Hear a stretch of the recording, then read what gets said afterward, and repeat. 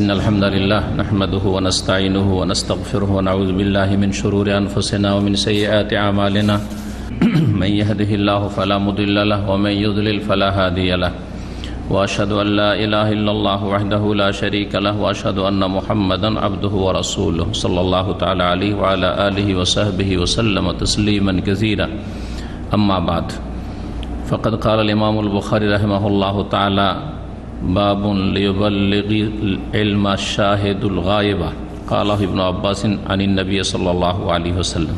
সম্মানিত দিনী ভাতৃমণ্ডলী, আল্লাহ রাব্বুল আলামিনের প্রশংসা এবং শেষ নবী প্রিয় নবী মুহাম্মদ রাসূলুল্লাহ সাল্লাল্লাহু আলাইহি সাল্লামের ওপর সালাতু সালামের পরে আজ 15ই সফর 1442 হিজরি মোতাবেক 2 অক্টোবর 2020 ধারাবাহিক আলোচনা সহিহুল বুখারীর কিতাবুল ইলম, ইলমের বা জ্ঞান অর্জনের পর্ব থেকে আজকে পর্ব নম্বর 10 আমাদের ইলমের অধ্যায় বা ইলমের পর্বের, এবং অধ্যায় নম্বর 37। এই ইলমের একটি অধ্যায় হচ্ছে, বলছেন ইমাম বুখারী রাহিমাহুল্লাহু তাআলা, বাবুন লিয়ুবাল্লিগিল ইলমা শাহিদুল গায়বা। এই অধ্যায় হচ্ছে এই বিষয় সম্পর্কে যা রাসূলুল্লাহ সাল্লাল্লাহু আলাইহি ওয়াসাল্লাম বলেছেন। এটি হাদিসের একটি অংশ। যে হাদিসটি আসছে তা হচ্ছে, দিনের জ্ঞান যেন উপস্থিত ব্যক্তি অনুপস্থিতকে পৌঁছিয়ে দেয়।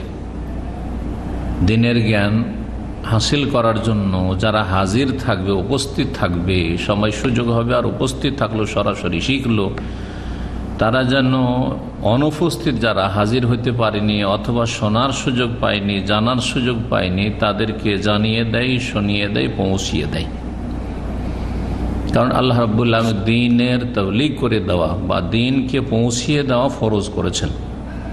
সেটি ফরজে আইন ছিল রাসূলুল্লাহ সাল্লাল্লাহু আলাইহি ওয়াসাল্লামের ওপর, আর তারপরে পুরো উম্মতের ওপর ফরজে কিফায়া। ব্যক্তি হিসাবে কখনো কখনো ফরজে আইন হয়ে যাবে যদি আপনার এলাকায় আপনার ছাড়া দ্বীন সম্পর্কে জ্ঞানী কেউ না থাকে, যেখানে আপনি বসবাস করছেন, তাহলে দ্বীন সম্পর্কে পৌঁছিয়ে দেওয়া ফরজ আপনার ওপর, ফরজে আইন। আর এমনিতে অনেক আলেম আছে, অনেক দায়ী আছে, কেউ একজন বললে সবাইকে একটা বিষয় সম্পর্কে বা সব বিষয় সম্পর্কে বলতে হবে, মুখ খুলতে হবে, অন্যায়ের প্রতিবাদ করতেই হবে সবাইকে, আর ভালো কথার উপদেশ দিতেই হবে সবাইকে, ফরজে আইন না, ফরজে কিফায়া। জানাজার সালাত যেমন ফরজে কিফায়া। গ্রামে 500 জন বাস করেন, 50-100 জন যদি যায় যথেষ্ট, ফরজে কিফায়া আদায় হয়ে গেল। ঠিক তেমনি হাজার হাজার আলেমে যদি বেশ কিছু আলেম দেশের দাওয়াতি কাজ করে আর মানুষের কাছে পৌঁছে দেয়, তাহলে ফরজে কিফায়া আদায় হয়ে গেল। তারপরও এলমের সাদকা রয়েছে, এলম যত দান করবে তত বাড়বে। এলম ধন সম্পদের চাইতে বেশি বৃদ্ধি পায় দান করলে, যার ফলে ফরজে আইন না হলেও প্রত্যেক জ্ঞানী ব্যক্তি যাকে আল্লাহ দ্বীনের জ্ঞান দান করেছেন তার উচিত হবে আশেপাশে বা যত দূর পর্যন্ত পৌঁছাতে পারবে, আজকাল সোশ্যাল মিডিয়ার যুগে অনলাইনেই হোক না কেন, যেন দ্বীনের জ্ঞান পৌঁছিয়ে দেয়। যে উপস্থিত আছে, শুনলেন একজন আলেমের কাছ থেকে, আর আপনারা উপস্থিত আছেন, অন্যদের কাছে পৌঁছে দিবেন। সেটা সরাসরি কথার মাধ্যমে পৌঁছে দেওয়া, যখন কোনো যন্ত্রপাতি ছিল না, টেকনোলজি ছিল না, আর সেটা রেকর্ডিংয়ের মাধ্যমে, আর রেকর্ডিং করে সেটা অডিও অথবা ভিডিও কারো কাছে ফরওয়ার্ড করার মাধ্যমে, পাঠানোর মাধ্যমে, এভাবে পৌঁছিয়ে দেওয়া। তারা অনুপস্থিত, সময় সুযোগ পায় না, অথবা দূরে আছে ইত্যাদি, তো যে কোনো কারণ হোক না কেন তাদের কাছে পৌঁছিয়ে দিতে হবে। এ হচ্ছে রাসূলুল্লাহ সাল্লাল্লাহু আলাইহি ওয়াসাল্লামের একটি হাদিসের অংশ দিয়ে অধ্যায় কায়েম করা। অর্থাৎ যিনি দ্বীনের জ্ঞান অর্জন করার সুযোগ পেয়েছেন তিনি শাহেদ, উপস্থিত ব্যক্তি, আর যিনি দ্বীনের জ্ঞান অর্জন করার সুযোগ পাননি তিনি হচ্ছেন গায়েব, অনুপস্থিত। গায়েব শব্দটি আমরা বলি বাংলায়, তাই না? অমুক গায়েব আছে। যিনি অনুপস্থিত বা যিনি অনবহিত, যিনি জ্ঞান সম্পর্কে, দ্বীন সম্পর্কে জ্ঞান রাখেন না অথবা জ্ঞান শিখা ফরজ হয়ে রয়েছে, তাদের কাছে পৌঁছে দেবে। কালাহু ইবনু আব্বাস রাদিয়াল্লাহু তাআলা আনহুমা আনিন নবী সাল্লাল্লাহু আলাইহি ওয়াসাল্লাম। এই কথাটি ইবনে আব্বাস রাদিয়াল্লাহু তাআলা আনহুমা বলেছেন, নবী সাল্লাল্লাহু আলাইহি ওয়াসাল্লাম থেকে বর্ণনা করি, অর্থাৎ বর্ণনাকারী সাহাবী হচ্ছেন প্রখ্যাত সাহাবী আব্দুল্লাহ বিন আব্বাস রাদিয়াল্লাহু তাআলা আনহুমা, নবী সাল্লাল্লাহু আলাইহি ওয়াসাল্লাম থেকে এই হাদিসটি বর্ণনা করেছেন। 104 নম্বর হাদিস নিয়ে এসেছেন এই অধ্যায়ের প্রথম হাদিস। ইমাম বুখারী রাহিমাহুল্লাহর উস্তাদ হচ্ছেন আব্দুল্লাহ বিন ইউসুফ রাহিমাহুল্লাহ, আর তার উস্তাদ হচ্ছেন হাদ্দাসানি লাইস, বলছেন লাইস ইবনে সাদ রহমতুল্লাহ আলাইহি, বড় মুহাদ্দিস ছিলেন। আর তার উস্তাদ বলছেন হাদ্দাসানি সাঈদ ইবনে মুসাইয়িব, আর বা সাঈদ ইবনে আবি সাঈদ আল মাকবুরি। আর তারপরে তার উস্তাদ হচ্ছেন আন আবি শুরাইহ, সাঈদ ইবনে মুসাইয়িব। আবি শুরাইহ রাদিয়াল্লাহু তাআলা আনহু রাসূলুল্লাহ সাল্লাল্লাহু আলাইহি ওয়াসাল্লামের সাহাবী। এই আবু শুরাইহ রাদিয়াল্লাহু তাআলা সাহাবী বলছেন, আন্নাহু কাল, তিনি বললেন, লে আমর ইবনে সাঈদ, আমর ইবনে সাঈদকে। এই আমর ইবনে সাঈদ উমাইয়া বংশের একজন গভর্নর ছিলেন, যাকে মদিনার গভর্নর নিযুক্ত করা হয়েছিল ইয়াজিদ বিন মুআবিয়ার পক্ষ থেকে। ইয়াজিদ, যে মুআবিয়া রাদিয়াল্লাহু তাআলার ছেলে, তার পক্ষ থেকে মদিনার গভর্নর নিযুক্ত করা হয়েছিল ইয়াজিদের খেলাফত আমলে। আর ইয়াজিদের রাজধানী কোথায় ছিল? শাম দেশে, দামেস্কে, শাম দেশে। সে বর্তমান যে রাজধানী দামেস্ক, ওই দামেস্ক প্রাচীন শহর। তো উমাইয়া বংশের রাজধানী ছিল দামেস্ক। জি, আলী রাদিয়াল্লাহু তাআলা রাজধানী নিয়ে চলে গেছেন কুফা। আর উমাইয়াদের পতনের পরে আব্বাসী খেলাফত যে কায়েম হয়েছিল, রাসূলুল্লাহ চাচা আব্দুল্লাহ বিন আব্বাস রাদিয়াল্লাহু তাআলা আনহুমার বা আনহুর বংশধর, তাদের 132-এর পরে তাদের রাজধানী কোথায় ছিল? বাগদাদ। তাদের রাজধানী কোথায় ছিল? বাগদাদ। তো বাগদাদ শহর পরে গড়ে ওঠে রাসূলুল্লাহ জামানায় বা খোলাফায়ে রাশিদিন জামানায়। বাগদাদ শহর ছিল না। এর আগে দুটি শহর ছিল, কুফা আর বাসরা। কুফা আর বাসরা। এই আমর ইবনে সাঈদ মদিনার গভর্নর সেই কালীন। ওয়াহয়াব আসল বহুবসা এলা মাক্কাত, সে সেনাবাহিনী পাঠাচ্ছিল মক্কার উদ্দেশ্যে অভিযান, যুদ্ধ করার জন্য। হাদিস ব্যাখ্যা করলে একটু ইতিহাস বলতে হবে। মুআবিয়া রাদিয়াল্লাহু তাআলা আনহু, তিনি তার শেষ জীবনে 20 বছরের মতো তিনি খলিফা ছিলেন। আর খেলাফত রাশেদার পরে সবচাইতে ভালো রাজত্ব তিনি করেছেন রাদিয়াল্লাহু তাআলা আনহু। কিন্তু শেষ জীবনে তিনি চিন্তা করলেন যে এত কলহ বিবাদ হলো, যেটা মধ্যম পন্থা অবলম্বন করে বলা হয়েছে তার সম্পর্কে, এত কলহ বিবাদ হলো, এত লড়াই হলো, এত লোক হতাহত হইল, আবার যদি এইভাবে ছেড়ে দিয়ে চলে যায় তো আবার এই নিয়ে কত মারামারি, কত কি হবে। তো তিনি একজনের নাম উল্লেখ করে যেতে চাইলেন, খলিফা নিযুক্ত করে যেতে চাইলেন। কাকে করবেন? তিনি তার ছেলে ইয়াজিদকে তিনি নিযুক্ত করলেন। এখন এই প্রশ্ন উঠতে পারে যে ইয়াজিদকে কেন করলেন, অন্য কাউকে কেন করলেন না? জি হ্যাঁ, অনেক যোগ্যরা ছিলেন। জি হ্যাঁ, তবে ইয়াজিদও যোগ্য ছিলেন, কিন্তু তার চাইতে অনেক যোগ্য, অনেক বেশি যোগ্যরাও ছিলেন, এতে কোনো সন্দেহ নেই। সেই যুগে আব্দুল্লাহ বিন ওমর রাদিয়াল্লাহু তাআলা আনহুর মতো বিখ্যাত সাহাবী, যিনি খলিফা হওয়ার খোলাফায়ে রাশিদিনদের যুগে, ওসমান রাদিয়াল্লাহু তাআলার যুগে অনেকে তার নাম প্রস্তাব করেছে। জি হ্যাঁ, তো এর ক্ষেত্রে একটি উত্তর দেওয়া হয়েছে যে বাবার ভালোবাসা ছেলের জন্য। জি, একটি নম্রতা, দুর্বলতা যে মানুষের থাকে, সেই দুর্বলতা ছিল। যাই হোক, তিনি এই কাজ করেছিলেন রাদিয়াল্লাহু তাআলা আনহু।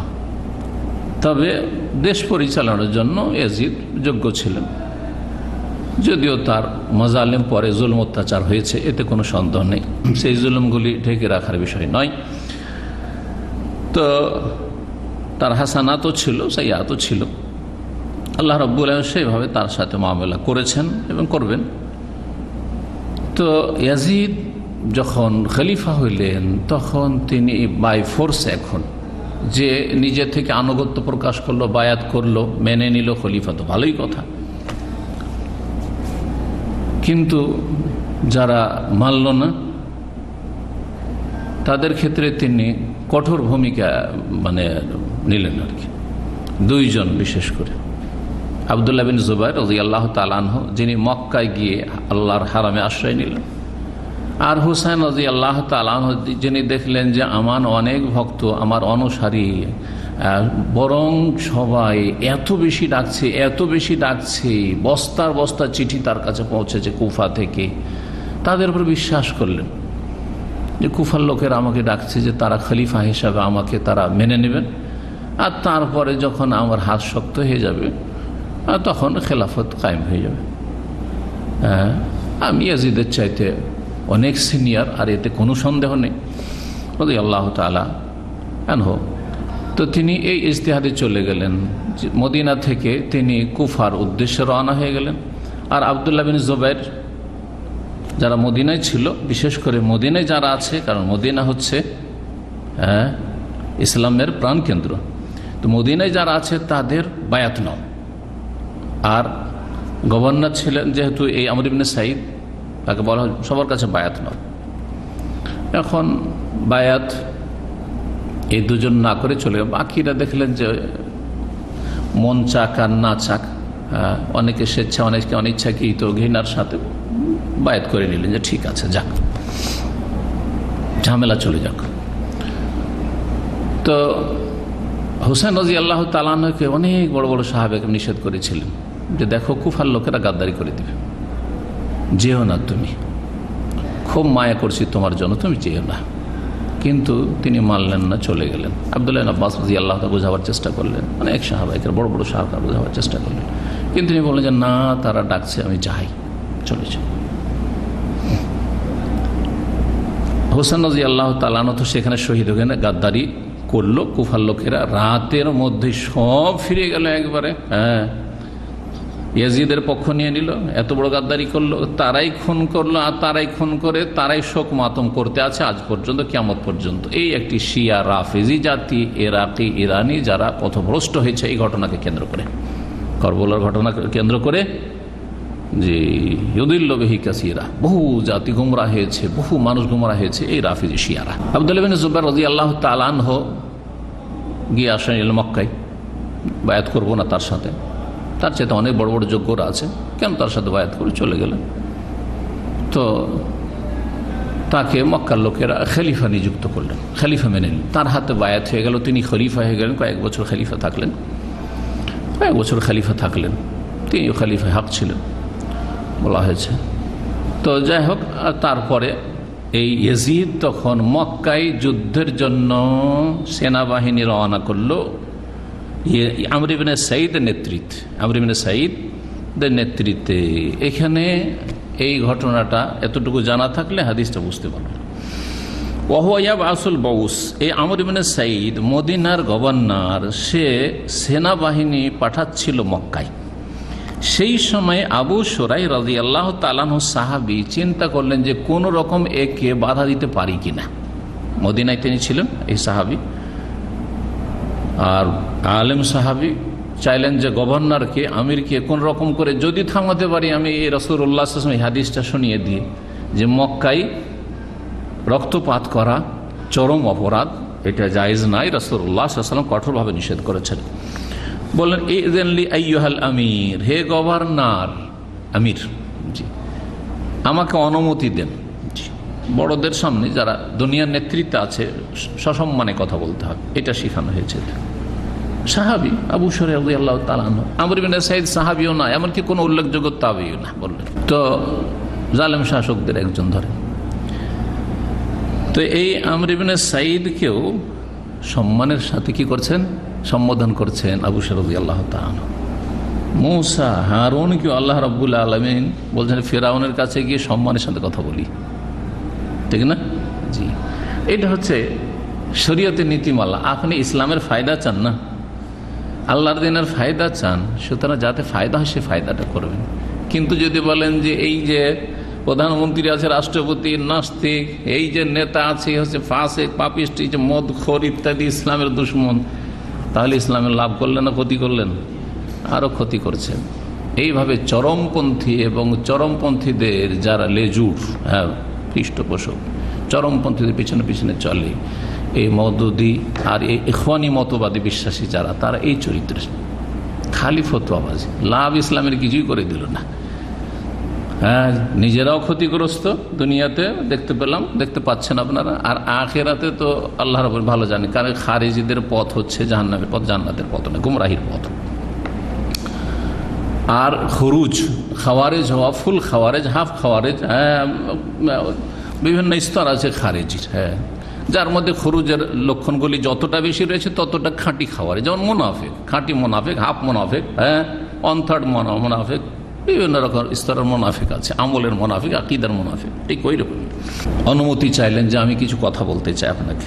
ওয়াহাদ্দিসুকা কাওলান কামা বিহি নবী সাল্লাল্লাহু আলাইহি আল গাদ মিন ইয়াউমিল ফাতহি, আপনাকে এমন একটি বাণী শোনাবো আজকে, যেই বাণীটি নিয়ে দাঁড়িয়েছিলেন নবী করিম সাল্লাল্লাহু আলাইহি সাল্লাম বক্তব্যে, ভাষণে, খুতবায়।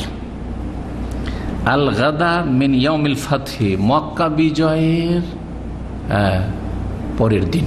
জি, আল গাদ, জি, মক্কা বিজয়ের পরের দিন। জি,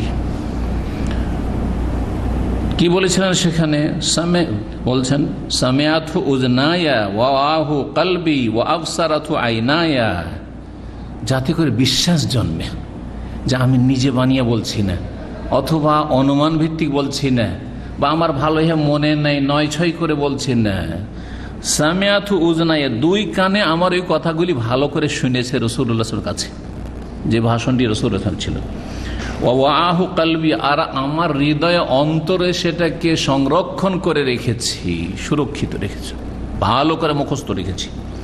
ও আবসারাতু আইনায়া, আর আমার দুই চোখে দেখেছে রাসূলুল্লাহ সাল্লাল্লাহু আলাইহি ওয়াসাল্লামের সেই ভাষণ, সচক্ষে দেখেছি, আর নিজ কানে শুনেছি, দুই কানে, আর অন্তর থেকে সেটা উপলব্ধি করেছি, বুঝেছি কি বলছে রাসূলুল্লাহ সাল্লাল্লাহু আলাইহি ওয়াসাল্লাম, আর মুখস্থ রেখেছি। আপনাকে সেই কথাটি শোনাচ্ছি। হিনা তাকাল্লামা বিহি হামিদাল্লাহ ওয়া আসনা আলাইহি, যখন রাসূলুল্লাহ সাল্লাল্লাহু আলাইহি ওয়াসাল্লাম এই ভাষণ দিলেন, আল্লাহর প্রশংসা করলেন এবং গুণগান পেশ করলেন, সুম্মা কালা, তারপরে বললেন, ইন্না মক্কা তাহাররামাহাল্লাহ, নিশ্চয় মক্কাকে আল্লাহ রাব্বুল আলামিন হারাম করেছেন। দ্বিতীয় অর্থ, মক্কাকে আল্লাহ রাব্বুল আলামিন হারাম করার মাধ্যমে সম্মানিত করেছেন। হ্যাঁ, জি, আল মসজিদুল হারাম যে বলা হয়, মসজিদুল হারাম কোরআনে কারিমে রয়েছে, লা তাদখুলুন্নাল মাসজিদাল হারামা ইনশাআল্লাহু আমিনিন সুবহানাল্লাযী আসরা বিআবদিহি লাইলাম মিনাল মাসজিদিল হারামি ইলাল মাসজিদিল আকসা। বেশ কিছু জায়গায় রয়েছে ছাড়াও মসজিদ হারাম। এই হারাম মানে হারাম, নিষিদ্ধ, হারাম মানে নিষিদ্ধ কথা কাজ, আর হারাম মানে হচ্ছে সম্মানিত, মোহতারাম। এই জন্য সম্মানিত ব্যক্তি কি বলা হয়? মোহতারাম। মোহতারাম কেসে? আইয়ুহাল মোহতারাম, জি জি, যার হুরমা, সম্মান রয়েছে, মর্যাদা রয়েছে। আরব দেশে মহিলাদেরকে হুরমা বলে, বলে না?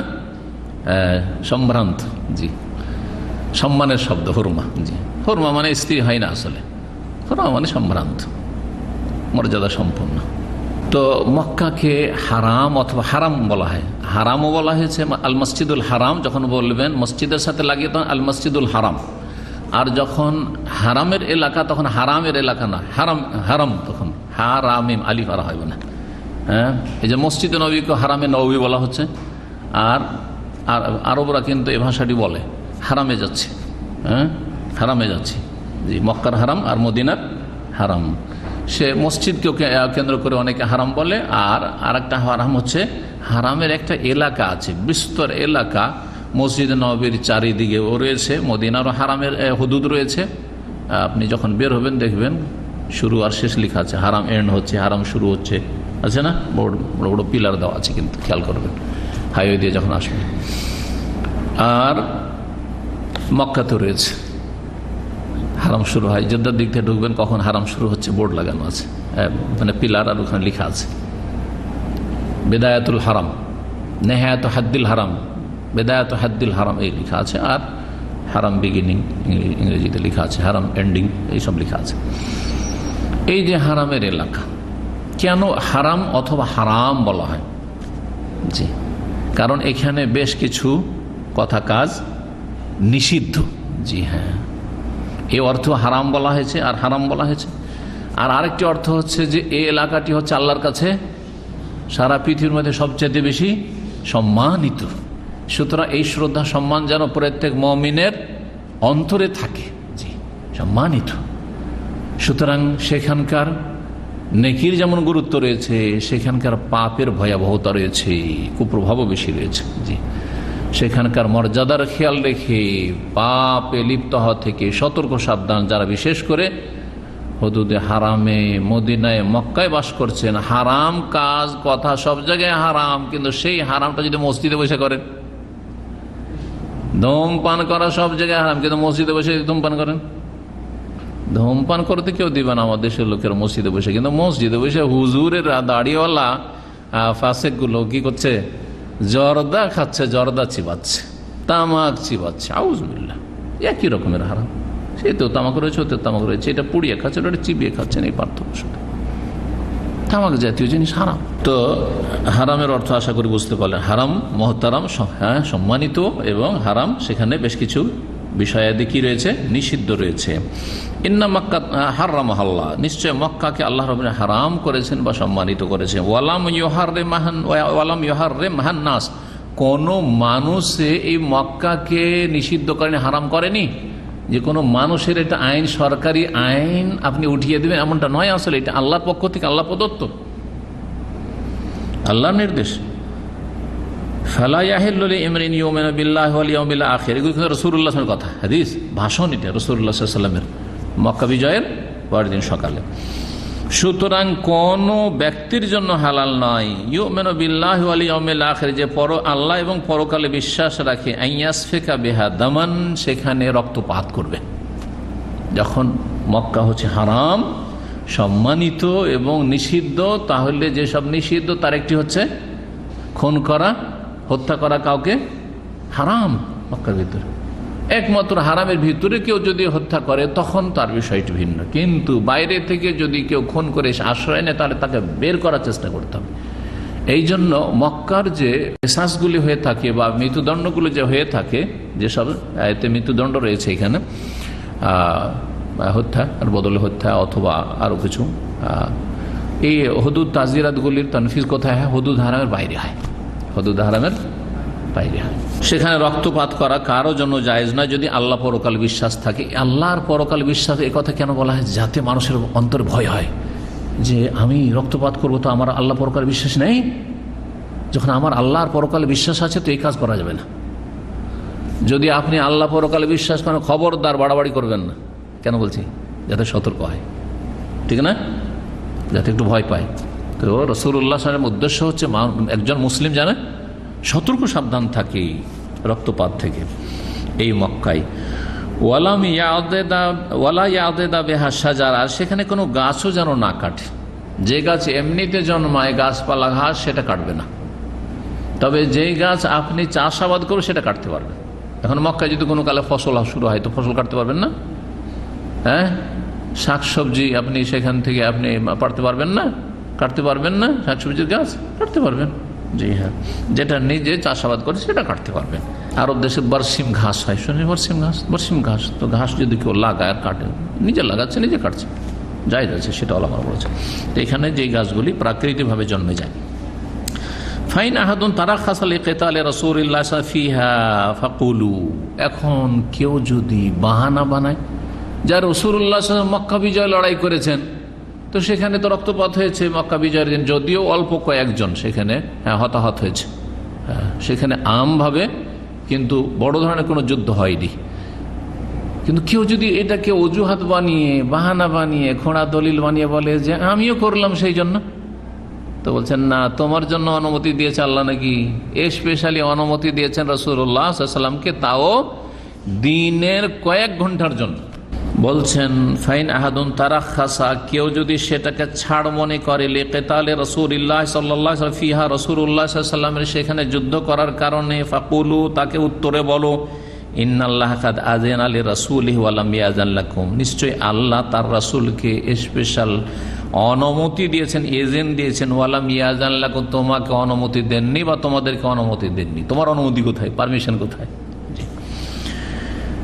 আর তাও ওয়াইন্নামা আযিনালি ফিহা সাআতাম মিন নাহার, আর আমাকেও যে অনুমতি দিয়েছেন দিনের মাত্র কিছুক্ষণ, সা 1 ঘন্টা।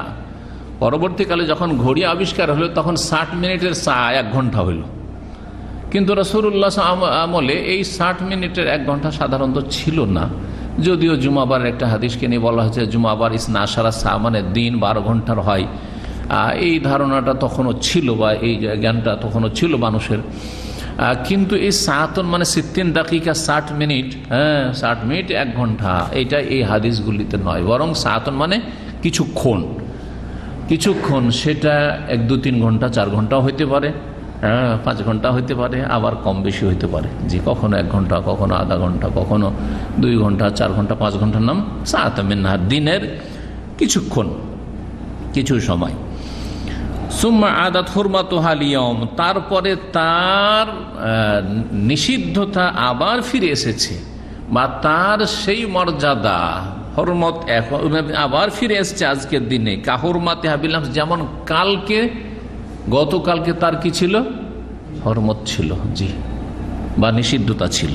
ওয়ালিয়ুবাল্লিগু শাহিদুল গায়েব, আর যেন উপস্থিত ব্যক্তি অনুপস্থিত ব্যক্তিকে পৌঁছিয়ে দেয়। এই কথাটুকু ইবনে আব্বাস রাদিয়াল্লাহু তাআলা আনহুমা অন্য হাদিসে বর্ণনা করেছেন, এখানে অধ্যায় কায়েম করেছেন এই কথা দিয়ে, ফালিয়ুবাল্লিগু শাহিদুল গায়েব। ফাকিল আলী আবু শুরাই রাদিয়াল্লাহু তাআলা আনহু এতক্ষণ পর্যন্ত কার সামনে রাসূলুল্লাহ সাল্লাল্লাহু আলাইহি ওয়াসাল্লাম ভাষণ তুলে ধরেছিলেন? মদিনার গভর্নর আমর ইবনে সাঈদ, যে সেনাবাহিনী পাঠাচ্ছে মক্কায় যুদ্ধ করার জন্য, মক্কায় রক্তপাত করার জন্য, তার সামনে ভাষণ দিলেন। এখন ভাষণের প্রতিক্রিয়া কি দেখালেন এই আমির মদিনার সেই যুগের? ফাকিল আলী আবু শুরাই, তখন আবু শুরাই রাদিয়াল্লাহু তাআলা আনহুকে জনৈক ব্যক্তি জিজ্ঞেস করলেন, কোন এক ব্যক্তি জিজ্ঞেস করলেন আবু শুরাইকে, যে মা কালা আমর ইবনে সাঈদ যে মদিনার গভর্নর, আপনার প্রতি উত্তরে কি বললেন? আপনি তো তাকে ভাষণ শুনালেন, কিন্তু সে তো বিরত থাকলো না, আর তারপরে সে সেনাবাহিনী পাঠালো, আর তারপর আব্দুল্লাহ বিন জুবাইর রাদিয়াল্লাহু তাআলা আনহু নির্মমভাবে সেখানে শহীদ হলেন। তারপরে ফাঁসিতে ঝুলিয়ে রাখলো সপ্তাহ ধরে, আর তারপরে সুবহানাল্লাহ জানাজাও পড়তে দিচ্ছে না, এই ঝুলে আছে ফাঁসিতে। শেষ পর্যন্ত বেশ কয়েকদিন পরে তখন তার জানাজা হয় রাদিয়াল্লাহু তাআলা আনহু। নিঃসন্দেহে তিনি আল্লাহ রাস্তায় শহীদ হয়েছেন এবং তিনি হক পথে ছিলেন, আর জালেমরা জুলুম করেছে আল্লাহর হারামে। যে কি উত্তর দিল এই আমর ইবনে সাঈদ? মা কালা আমর আপনাকে কি বলল প্রতিক্রিয়ায় বা প্রতি উত্তরে? কালা, তখন আবু শুরাই বললেন, আমাকে যে উত্তরটা বলেছিল শোনো, তার উত্তরটা কি করলো? তাউইল করে দিল, তাউইল, অপব্যাখ্যা করে দিল, অপব্যাখ্যা করে দেওয়া। রাসূলুল্লাহ সাল্লাল্লাহু আলাইহি ওয়াসাল্লামের কথাকে এড়িয়ে যাওয়ার জন্য ডান বামে বাঁকা রাস্তা না, এর নাম হচ্ছে তাউইল, তাউইল, অপব্যাখ্যা করে দেওয়া। জি, এটা হচ্ছে যে কথাটি বলেছে এখানে এ মদিনার সেই যুগের গভর্নর আমর ইবনে সাঈদ, সেটাকে বলা হয়েছে কালেমাতু হাক্কিন উরিদা বিহাল বাতিল। কথাটা সত্য কিন্তু তার উদ্দেশ্য হচ্ছে অসৎ। কথা সত্য কিন্তু উদ্দেশ্য হচ্ছে অসৎ, বা যেই জায়গায় ফিট করার কথা সেই জায়গায় না ফিট করে অন্য জায়গায় ফিট করেছে। আনফিট কথা, এখানে আনফিট। যেমন গীবত করা হারাম, এতে কোনো দ্বিমত আছে, তাই না? কিন্তু 6টি জায়গায় গীবত জায়েজ। এখন এই 6টি জায়গাকে উপেক্ষা করে কেউ যদি বেদাতি বক্তা থেকে, বেদাতি লেখক থেকে, গোমরা ফিরকাগুলি থেকে সতর্ক সাবধান করে, যেমন আমি করেছি, এমন বলছে গীবতকারী, আর গীবত হচ্ছে হারাম, তাই না? বলছে না, বলছেন এক শ্রেণী গোমরা লোকেরা। তো এই ক্ষেত্রে কি বলবেন? কালেমাত কথাটা সত্য কিন্তু উদ্দেশ্য হচ্ছে অসৎ। গীবত হারাম কিন্তু আমি গীবত করেছি, এখানে যে ফিট করলেন, আমি নাজায়েজ গীবত করেছি, এই যে ফিট করলেন, এটা হচ্ছে আপনার অসৎ উদ্দেশ্য, বাতিল, উরিদা বিহাল বাতিল, বাতিলপন্থী আপনারা। আশা করি বুঝতে পারছেন। জি হ্যাঁ, তো এই ব্যক্তি ঠিক ওই রকমই করলো, রাসূলুল্লাহ সাল্লাল্লাহু আলাইহি সাল্লামের কথার তাবিল করে দিল, অপব্যাখ্যা করে দিল। জি, এইরকমই যুগে যুগে রাসূলুল্লাহ সাল্লাল্লাহু কথাকে যারা এড়িয়ে গেছে, সেটা আকীদার ক্ষেত্রে হোক, আসমা সিফাতের ক্ষেত্রে তাবিল, আল্লাহর হাত না কুদরতি হাত, আল্লাহর চেহারা মানে সত্তা। আল্লাহ রাব্বুল আলামিনের চোখ না আসলে রক্ষণাবেক্ষণ, তিনি দেখাশোনা করেন, কিন্তু চোখ মেনে নিতে রাজি না। কথা বুঝতে পেরেছেন? অপব্যাখ্যা, যারা অপব্যাখ্যা করেছে তারা কিন্তু পথভ্রষ্ট হয়েছে। সবচেয়ে বড় গুমরাহি হচ্ছে আকীদার ক্ষেত্রে গুমরাহ, আর তারপরে ফিকহি মাসাইলে অপব্যাখ্যা করা। আর রফায়দান হাদিস আছে, বুখারীতে আছে, কিন্তু মনসুখ হয়ে গেছে। হ্যাঁ, সূরা ফাতিহা ছাড়া সালাত হয় না, মানে সালাত কি হয়, ইমামও যদি না পড়ে আর একাকিও যদি না পড়ে তাও হয়, মানে পূর্ণ সালাত হয় না। এই যে অপব্যাখ্যা করা। তো এই আমর কি করলো, এই মদিনার সেই যুগের গভর্নর বলল, কালা আনা আলামিনকা ইয়া আবা শুরাই, হে আবু শুরাই, আমি তোমার চাইতে বেশি জানি, আমি তোমার চাইতে বেশি জানি, অথচ বেশি জানো না। প্রথম কথা মিথ্যুক। আর এই আমর ইবনে সাঈদের চাইতে অনেক বেশি জান আবু শুরাই রাদিয়াল্লাহু তাআলা, সাহাবী। শুধু সাহাবীদের লিস্টে কারো নাম থাকা, এটাই তার সম্মান মর্যাদার জন্য যথেষ্ট, যে রাদিয়াল্লাহু আনহু ওয়া রাদওয়ান। আল্লাহ তাদের ওপর রাজি এবং তারাও আল্লাহর অশেষ নিয়ামত পেয়ে রাজি, সন্তুষ্ট। আনা আলামিনকে আবু শুরাই, আপনার চাইতে আমি বেশি জানি, এই কথা বলল। তারপরে কি উত্তর দিচ্ছে শুনে, ইন্না মাক্কাতাল্লাহ তুইদু আসিয়ান, মক্কা কোনো বিদ্রোহীকে আশ্রয় দিতে পারে না। আব্দুল্লাহ বিন জুবাইর বিদ্রোহী, সে মক্কায় গিয়ে আশ্রয় নিয়েছে, সুতরাং মক্কায় গিয়ে আশ্রয় পাবে না, তার বিরুদ্ধে যুদ্ধ করব। মক্কা বিদ্রোহীকে আশ্রয় দিতে পারে না, বিদ্রোহীর শাস্তি হইতে হবে, এই কথাটি হক, কালিমাত হক। কিন্তু অরিদা বিহাল বাতিল, উদ্দেশ্য হচ্ছে বাতিল, যে আব্দুল্লাহ বিন জুবাইর হচ্ছে বিদ্রোহী, হ্যাঁ, বাগী, সুতরাং তাকে খুন করব অথবা তার বিরুদ্ধে আমি যুদ্ধ করব, এটা হচ্ছে বাতিল, এটা হচ্ছে বাতিল। জি, যুগে যুগে এরকমটা হয়েছে। ওয়ালা ফাররান বেদাবিন, আর যে রক্তপাত করে পালায়ন করেছে তাকে মক্কা আশ্রয় দিতে পারে না, সে খুনিকে মক্কা আশ্রয় দেবে না। যদি কেউ খুন করে গিয়ে মক্কায় লুকিয়ে যায় তাহলে তোকে ধরবে না প্রশাসন? এখনো ধরবে, তাই না? আর এটাই শরীয়ত ধরবে। কিন্তু আব্দুল্লাহ বিন জুবাইর কি খুনি? কাউকে খুন করে পালিয়েছিলেন না, শুধু ইয়াজিদের খেলাফত মানতে রাজি হয়নি।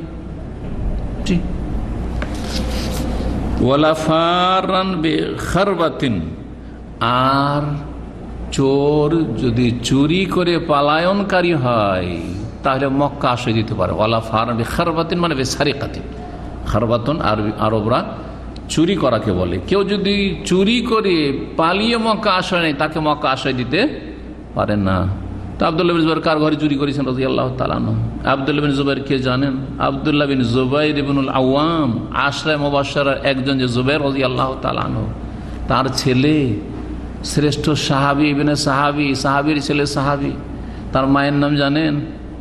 আসমা বিনতে আবি বকর সিদ্দিক রাদিয়াল্লাহু, আবু বকরের বড় মেয়ে যে আসমা রাদিয়াল্লাহু তাআলা আনহা, তার ছেলে আব্দুল্লাহ বিন জুবাইর। জি, বাপ হচ্ছে আশরায়ে মুবাশশারা, আর মা হচ্ছে সিদ্দিক আকবরের বড় মেয়ে। জি, আর আয়েশা সিদ্দিকা বিনতে সিদ্দিক রাদিয়াল্লাহু তাআলা আনহার বোনের ছেলে, ভাগিনা। রাসূলুল্লাহ অত্যন্ত প্রিয়জন সাহাবী আব্দুল্লাহ বিন জুবাইর। এই ছিল হাদিস। হাদিসের অধ্যায়ের সাথে সম্পর্ক আগে উল্লেখ করে দেওয়া হয়েছে। কি সেটা? যে যারা উপস্থিত তারা অনুপস্থিতকে কি করবে? পৌঁছে দিবে। আর আবু শুরাই এটি চেয়েছিলেন যে আমর ইবনে সাঈদ শোনেনি এই কথাটি হয়তো রাসূলুল্লাহ সাল্লাল্লাহু আলাইহি ওয়াসাল্লামের, সেই জন্য মক্কায় লড়াই করার জন্য যাচ্ছে আর রক্তপাত করতে যাচ্ছে। আমি তার সামনে আদবের সাথে ভাষণটা শুনিয়ে দিলাম আর অন্যায়ের প্রতিবাদ করে দিলাম। মেনে নেয় তাহলে তার কল্যাণ হবে, আর যদি সে অমান্য করে তো সে নিজেকে ক্ষতিগ্রস্ত করবে, নিজেকে ক্ষতিগ্রস্ত করে তার পাপের বোঝা তাকে উঠাইতে হবে। সুতরাং তিনি তার জিম্মেদারি, দায়িত্ব আদায় করে দিলেন। এইভাবে আমাদেরকে যদি কথা বলার সুযোগ থাকে তাহলে কথা বলে দায়িত্ব আদায় করে দিতে হবে। আর যদি কথা বলারও সুযোগ না থাকে, কথা এমন পরিস্থিতি হয়, প্রতিকূল পরিস্থিতি, তাহলে অন্তর থেকে অন্যায়কে ঘৃণা করে প্রতিবাদ করতে হবে। এটা সর্বনিম্ন আফুল ইমান, সর্বদুর্বল এবং সর্বনিম্ন ইমান। জি, 105 নম্বর হাদিস। আবু বকর রাদিয়াল্লাহু তাআলা আনহু থেকে বর্ণিত, যুকিরান নবী সাল্লাল্লাহু আলাইহি ওয়াসাল্লাম, নবী সাল্লাল্লাহু আলাইহি ওয়াসাল্লামের আলোচনা হলো। কালা, তিনি বলেছেন, ফাইন্না দিমাআকুম ওয়া আমওয়ালাকুম, কালা মুহাম্মদ, ওয়া আহসিবু, কালা ওয়া আরাদাকুম আলাইকুম হারামুন কাহুরমাতি ইয়াউমিকুম হাযা ফি শাহরিকুম হাযা আলা লিয়ুবাল্লিগিশ শাহিদুল গায়বা। এখানে হাদিসে ইমাম বুখারী রাহিমাহুল্লাহর ওস্তাদ আব্দুল্লাহ বিন আব্দুল ওয়াহাব, আর তার ওস্তাদ হাম্মাদ ইবনে সালামা, তার ওস্তাদ হচ্ছেন আইয়ুব সুখতিয়ানি, আর তার ওস্তাদ হচ্ছেন মুহাম্মদ ইবনে সিরিন, প্রখ্যাত তাবি মুহাম্মদ ইবনে সিরিন রাহমাতুল্লাহ আলাইহি। তিনি ইবনে আবি বাকরা থেকে বর্ণনা করেছেন, আন ইবনে আবি বাকরাতা আন আবি বাকরা, তার পিতা আবু বাকরা থেকে তিনি বর্ণনা করেছেন ছেলে। নবী সাল্লাল্লাহু আলাইহি ওয়াসাল্লাম এই কথাটি বলেছেন। কি বলেছেন? ফাইন্না দিমাআকুম, নিশ্চয় তোমাদের রক্ত, তোমাদের রক্ত মানে তোমাদের প্রাণ, জি, ও আমওয়ালাকুম, তোমাদের ধন সম্পদ। কালা মুহাম্মদ, মুহাম্মদ ইবনে সিরিন বলছেন, আহসিবু, আমার ধারণা যে এই কথাগুলিও এই কথাটাও বলেছেন। ফাইন্না দিমাআকুম ওয়া আমওয়ালাকুম ওয়া আরাদাকুম, তিনটি শব্দ বলেছেন। নিশ্চয় তোমাদের জান, তোমাদের রক্ত মানে তোমাদের প্রাণ, জান, এবং তোমাদের মাল ধন সম্পদ, ও আরাজ, এবং তোমাদের ইজ্জত সম্ভ্রম, ইজ্জত সম্ভ্রম, মান মর্যাদা। আলাইকুম হারামুন, তোমাদের ওপর হারাম, একের মান ইজ্জত আর একজনের জন্য নষ্ট করা, অপদস্থ করা, অপমানিত করা হারাম। একজনের রক্ত আর একজনের ওপর হারাম, রক্তপাত করা বা মারামারি করা। একজনের ধন সম্পদ আর একজনের জন্য হারাম, যতক্ষণ পর্যন্ত স্বেচ্ছায় আর স্বতঃস্ফূর্তভাবে আপনাকে কেউ না দেবে, মন খারাপ করে কেউ যদি আপনাকে খেতে দেয় তবু খাওয়া জায়েজ নয়, যতক্ষণ পর্যন্ত খুশি হয়ে কেউ না আপনাকে দেবে। কেমন ভাবে হারাম? কাহুরমাতি ইয়াউমিকুম হাযা, যেমন তোমাদের এই দিনটির সম্মান মর্যাদা রয়েছে। দিন ছিল ইয়াউমুন নাহার, কুরবানির দিন, বিদায় হজের ভাষণের অংশ এটি রাসূলুল্লাহ সাল্লাল্লাহু আলাইহি ওয়াসাল্লামের ইয়াউমুন নাহার, কুরবানির দিন, মেনার ভাষণ। ফি শাহরিকুম হাযা, তোমাদের এই মাসে, মাসটা কি ছিল? জিলহজ মাসে। জিলহজ মাস 4টি যে হারাম সম্মানিত মাস তার একটি। আলা, শুনে রাখো তোমরা, লিয়ুবাল্লিগিশ শাহিদুল গায়বা, উপস্থিত ব্যক্তি যেন অনুপস্থিতকে পৌঁছিয়ে দেয় এই কথাগুলি, যে ইন্না দিমাআকুম ওয়া আমওয়ালাকুম ওয়া আরাদাকুম হারামুন আলাইকুম কাহুরমাতি ইয়াউমিকুম হাযা ফি শাহরিকুম হাযা, অন্য রিওয়ায়াতে ফি বালাদিকুম হাযা, যেমন এই শহরে, এই শহর তো কত মর্যাদা রয়েছে, মেনা হারামের ভিতরে, হারামের এলাকার ভিতরেই এর যে মর্যাদা রয়েছে ওই রকমই তোমাদের তাহলে মক্কাতুল মুকাররমার কাবা ঘরের যেমন মর্যাদা রয়েছে তেমন একজন মুসলিমের জান, রক্ত এবং মাল ধন সম্পদ আর মান ইজ্জত, সম্ভ্রমের মর্যাদা রয়েছে আল্লাহ রাব্বুল আলামিনের কাছে। সুতরাং যেন কারো হক নষ্ট না করে আমরা দুনিয়া থেকে যাই। কারো যদি হক নষ্ট করেন আল্লাহ রাব্বুল মাফ করবেন না যতক্ষণ পর্যন্ত ওই ব্যক্তি মাফ না করবে। ওয়াকানা মুহাম্মাদুন ইয়াকুল, মুহাম্মদ ইবনে সিরিন রাহমাতুল্লাহ আলাইহি বলতেন, সাদাকা রাসূলুল্লাহ সাল্লাল্লাহু আলাইহি ওয়াসাল্লাম, রাসূলুল্লাহ সত্যি বলেছেন। রাসূলুল্লাহ সাল্লাল্লাহু আলাইহি ওয়াসাল্লাম যে কথাগুলো বলেছেন সত্য, এতে কোনো সন্দেহ নেই। কানা যালিকা, জি, যে এইরকমটাই ছিল, এইরকমটাই ছিল, যে আমাদের যুগে এইরকমটাই, এবং রাসূল যেটা বলেছেন এটাই, কিন্তু মানুষ সীমা লঙ্ঘন করে। আলা হাল বাল্লাগতু, তারপরে শেষখানে 2বার বলেছেন বা 3বার বলেছেন, রিওয়ায়াতে রয়েছে আলা হাল বাল্লাগতু, আমি কি পৌঁছে দিলাম, আমি কি পৌঁছে দিলাম, আমি কি পৌঁছে দিলাম। রাসূলুল্লাহ সাল্লাল্লাহু আলাইহি ওয়াসাল্লাম যখন বিদায় হজের ভাষণ দিয়েছিলেন, ভাষণ দেওয়ার পরে কি বলেছিলেন? তোমাদের অনুপস্থিতদেরকে উপস্থিত যারা আছো তোমরা পৌঁছে দিবে এই কথাগুলি নিজের নিজের গোত্র বংশধরের কাছে, যারা আসতে পারেনি আমাদের এই হজে এই মৌসুমে, বা আমাদের কথাগুলি যারা শোনেনি তাদেরকে পৌঁছিয়ে দেবে। আর তার সাথে সাথে বলেছিলেন যে কথাগুলি বললাম ভাষণের শেষে, এগুলি তোমাদের কাছে পৌঁছে দিলাম কি পৌঁছে দিলাম না? হ্যাঁ, আল্লাহুম্মা নাম, আল্লাহুম্মা নাম, আল্লাহুম্মা ফাশহাদ, হে আল্লাহ তুমি সাক্ষী থাকো, আল্লাহ সাক্ষী থাকো যে আমি তাদেরকে পৌঁছে দিয়েছি। কারণ আল্লাহ রাব্বুল রাসূলুল্লাহ সাল্লাল্লাহু আলাইহি ওয়াসাল্লামকে নির্দেশ দিয়েছেন, ইয়া আইয়ুহার রাসূল বাল্লিগ মা উনজিলা ইলাইকা মির রাব্বিক, হে রাসূল তোমার প্রতি রবের পক্ষ থেকে যা নাজেল হয়েছে বা হচ্ছে তা তুমি পৌঁছিয়ে দাও। পৌঁছে দেওয়া যে ফরজ, এটা পুরোপুরি যথাযথ পৌঁছে দাও। ওয়া ইল্লাম তাফআল, যদি না করো ফামা বাল্লাগতা রিসালাত, তাহলে আল্লাহর পয়গাম তুমি পৌঁছালে না। এই জন্য রাসূলুল্লাহ তাদেরকে জিজ্ঞাসা করে, সাক্ষী জিজ্ঞাসা করেন, আমি তোমাদেরকে পৌঁছে দিলাম কি? রাসূলুল্লাহ সাল্লাল্লাহু আলাইহি ওয়াসাল্লাম জানতেন আল্লাহর পক্ষ থেকে ওহির মাধ্যমে যে সময় কাছে এসছে। এই জন্য এই হজের মৌসুমে একাধিকবার উচ্চারণ করেছেন, লাআল্লি লা আলকাকুম বাদা আমি হাজা, সম্ভবত এই বছরের পরে তোমাদের সাথে আর সাক্ষাৎ আমি করতে পারবো না, তোমাদের সাথে আর আমার মোলাকাত হবে না। তো রাসূলুল্লাহ সাল্লাল্লাহু আলাইহি ওয়াসাল্লাম সাক্ষী রেখেছেন যে পৌঁছে দিলাম, তো তোমরা সাক্ষী থাকলে তো আল্লাহ তুমিও সাক্ষী থাকো। এরা বললো যে হ্যাঁ আল্লাহুম্মা নাম। অধ্যায় নম্বর 38 বলছেন বাবু ইসমে মান কাযাবা আলা নবী সাল্লাল্লাহু আলাইহি ওয়াসাল্লাম। এই অধ্যায় হচ্ছে এ সম্পর্কে যে যেই ব্যক্তি নবী সাল্লাল্লাহু আলাইহি ওয়াসাল্লামের ওপর মিথ্যারোপ করবে, নবী সাল্লাল্লাহু আলাইহি ওয়াসাল্লাম সম্পর্কে মিথ্যা কথা রচনা করবে বা বলবে যে নবী এই করেছেন বা শরীয়তে এই আছে, সেটা যে কোনোভাবে হোক না কেন, ওর গুনাহ সম্পর্কে, ওর অপরাধ সম্পর্কে চরম অপরাধ, এটা বড় কাবিরা গুনাহ, যার পরিণাম হচ্ছে জাহান্নামে নিজের স্থান বানিয়ে নেওয়া, তৈরি করে নেওয়া। যেই ব্যক্তি নবী সাল্লাল্লাহু আলাইহি ওয়াসাল্লাম সম্পর্কে মিথ্যা কথা বলল, নবী সাল্লাল্লাহু আলাইহি ওয়াসাল্লাম সম্পর্কে মিথ্যা কথা বলা মানে নবী সাল্লাল্লাহু আলাইহি ওয়াসাল্লামের মান সম্মান শুধু নয়, নবী সাল্লাল্লাহু আলাইহি ওয়াসাল্লামের শারীরিক গঠন শুধু নয়, নবী সাল্লাল্লাহু আলাইহি ওয়াসাল্লামের নিয়ে আসা পুরো দিন এবং দিনের আকীদা বিষয়ে, হাদিসের বিষয়ে, ফতোয়ার বিষয়ে, হালাল হারামের বিষয়ে, ইবাদত বন্দেগীর বিষয়ে, জায়েজ নাজায়েজের বিষয়ে যদি ইচ্ছাকৃতভাবে জানছে যে কথা মিথ্যা, কিন্তু নিজেরটাকে ঠিক রাখার জন্য ধর্মের নামে মিথ্যা চালাচ্ছে, যেমন মিথ্যা স্বপ্নের ধর্ম এক শ্রেণীর লোকদের, বেদাতীদের যেন চলছে, স্বপ্নের কিচ্ছা কাহিনী দিয়ে ধর্মকর্ম তারা চালাচ্ছে, মিথ্যা বুজরুগি আর কেরামতি শুনিয়ে মানুষকে আকৃষ্ট করছে তাদের চিল্লার দিকে, এগুলি। তারপরে ফতুয়া দেওয়া বা হাদিস থাকতে অপব্যাখ্যা করা, হাদিসকে অস্বীকার করার জন্য যে কোনো রকম অস্ত্র ব্যবহার করা, যে কোনো কলা কৌশল করা, জি। তারপরে না জেনে ফতুয়া দেওয়া, যোগ্যতা নেই অযোগ্য ব্যক্তির ফতুয়া দেওয়া এর অন্তর্ভুক্ত। অযোগ্য ব্যক্তির, যার কোরআন এবং হাদিসের ইলম নাই, সেই ব্যক্তি যদি বলে যে এটা হালাল, এটা হারাম, এটা জায়েজ, এটা না জায়েজ, এটা সুন্নাত, এটা বিদআত, তাহলে এটা মিথ্যা কথা বলা হইল না? হ্যাঁ, দিন সম্পর্কে ইচ্ছা করেছে, যোগ্যতা নেই কোন হাদিসের ভিত্তিতে বললাম, কোন আয়াতের কোন নাস দলিলের ভিত্তিতে বললাম, আর তারপরে বলছে তো মিথ্যা কথা বলছে। ওয়ান তাকুলু আলাল্লাহি মা লা তা'লামুন, সবচেয়ে বড় কাবিরা গুনাহ, শিরকের সাথে সমান করে আল্লাহ বর্ণনা করেছেন, বরং শিরকের পরে বর্ণনা করছেন, ওপরে ধীরে ধীরে বাড়ছে গুনাহ।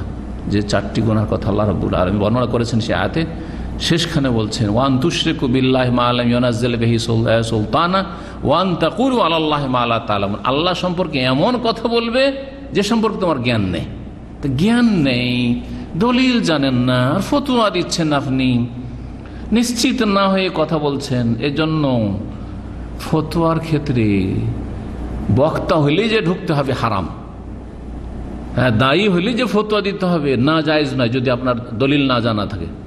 ফতোয়া দেবে আলেম, আর দাওয়াতি কাজের জন্য আলেম হওয়া শর্ত নয়। আলেম হইতে পারলে ভালো, কিন্তু শুধু আলেম দাওয়াতি কাজ করবে আর বাকি যাদের কাছে জানা আছে পৌঁছাবে না। তো নবী সাল্লাল্লাহু আলাইহি ওয়াসাল্লাম পৌঁছাইতে বলেছেন,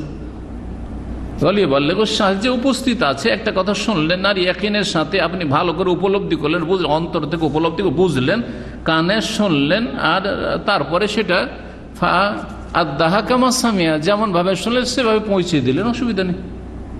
এক আল্লাহর ইবাদত করতে হবে, শিরক সবচেয়ে বড় অপরাধ, এই কথাটা আপনারা পৌঁছাতে পারবেন না? হ্যাঁ, রাসূলুল্লাহ সাল্লাল্লাহু আলাইহি ওয়াসাল্লামের তরিকায় চলতে হবে, বিদআত কাবীরা গুনাহ, পৌঁছাতে পারবেন না? কিন্তু এটা হালাল, এটা হারাম, এটা জায়েজ, এটা নাজায়েজ, এটা সুন্নত, এটা মুস্তাহাব, এটা ফরজ, এটা ওয়াজিব, হ্যাঁ, এইগুলো যখন ফতোয়া দেবেন তখন আলেমে দিন দেবেন। এই জন্য সব দায়ী, সব বক্তা, সব আলোচক স্টেজে আসলে আর সোশ্যাল মিডিয়াতে আসলে ফতোয়া দিচ্ছেন, এটি একটি বড় গুমরাহি। যোগ্য ব্যক্তি শুধু ফতোয়া দেবে, বাকি যার কাছে একটি জ্ঞান আছে, বল্লিগু আন্নী ওয়ালা আয়া, আমার পক্ষ থেকে যদি একটা কথাও জানা থাকে, একটা কথাও জানা থাকে। সুতরাং আজকাল যে এ বিভিন্ন গ্রুপে, হোয়াটসঅ্যাপ গ্রুপে অথবা সোশ্যাল মিডিয়াতে যে অযোগ্যরা ফতোয়া দিচ্ছেন, সাবধান হয়ে যান। চরম অপরাধ এটা। নবী সাল্লাল্লাহু আলাইহি সাল্লাম সম্পর্কে মিথ্যা বলার অপরাধের অন্তর্ভুক্ত না হয়ে যায়। আর জাহান্নামে যেন ঠিকানা না বানাইতে হয়, আল্লাহ যেন হেফাজত করেন। যারা ফেকার অন্ধ মোকাল্লিদ তারা এর আওতাভুক্ত হবে। দলিলবিহীন ফেকা, ফেকার জন্য দলিল লাগে না, হাদিস লাগে না, আয়াত লাগে না। হ্যাঁ, আর ফেকা মানে কি?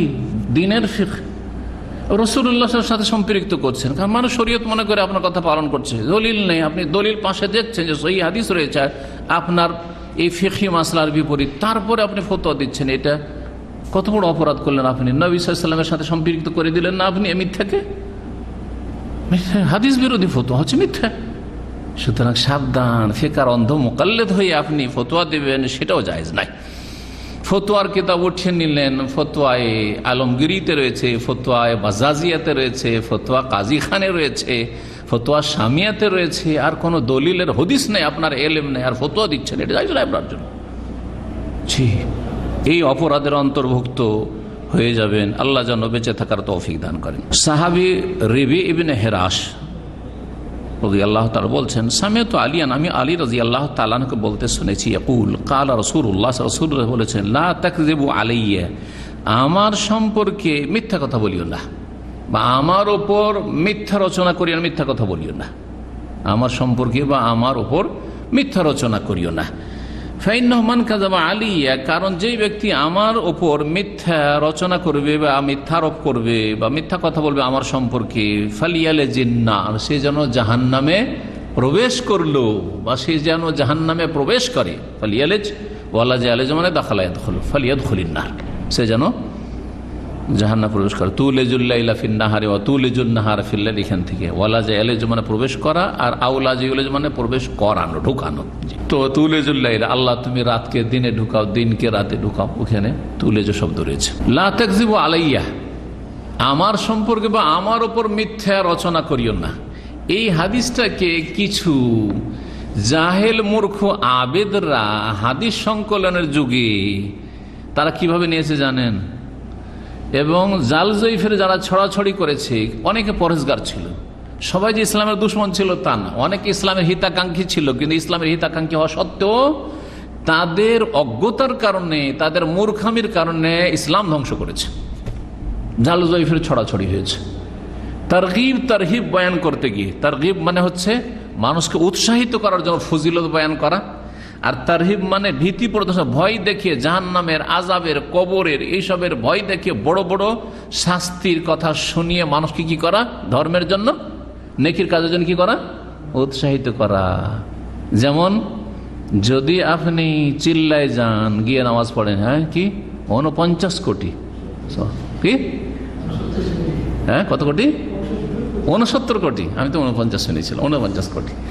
তারপরে এক ওয়াক্ত সালাত ছাড়লে, হ্যাঁ এক ওয়াক্ত নামাজ না পড়লে 80 হোক বা জাহান্নাম। জাল জয়ীফ হাদিস এগুলো। তো এই শ্রেণীর, এই যে বর্তমান যারা চিল্লাওয়ালা, যারা তবলিগি ভাইরা, আল্লাহ হেদায়েত করুক এদেরকে, এদের পূর্বপুরুষরা ওই হাদিস সংকলনের যুগে ছিল, বড়ই মূর্খ জাহেল আবেদ ছিল, এলেম কালাম ছিল না। তারা কি বলতো? লা তাকযিবু আলাইয়া বা মান কাযাবা আলাইয়া, যেই ব্যক্তি রাসূলুল আলা মানে বিপক্ষে, আরবিতে আলা মানে বিপক্ষে হয়, আর লি মানে পক্ষে হয়, আরবি গ্রামারে লি মানে পক্ষে হয় আর আলা মানে বিপক্ষে হয়। তো রাসূলুল্লাহ সাল্লাল্লাহু আলাইহি ওয়াসাল্লাম মান কাযাবা আলাইয়া বলেছেন, আমার বিপক্ষে কেউ যদি আমার ক্ষতি করার জন্য মিথ্যা কথা বলে, আমার দিনের ক্ষতি করার জন্য যদি মিথ্যা কথা বলে, তাহলে জাহান্নামের ঠিকানা হবে।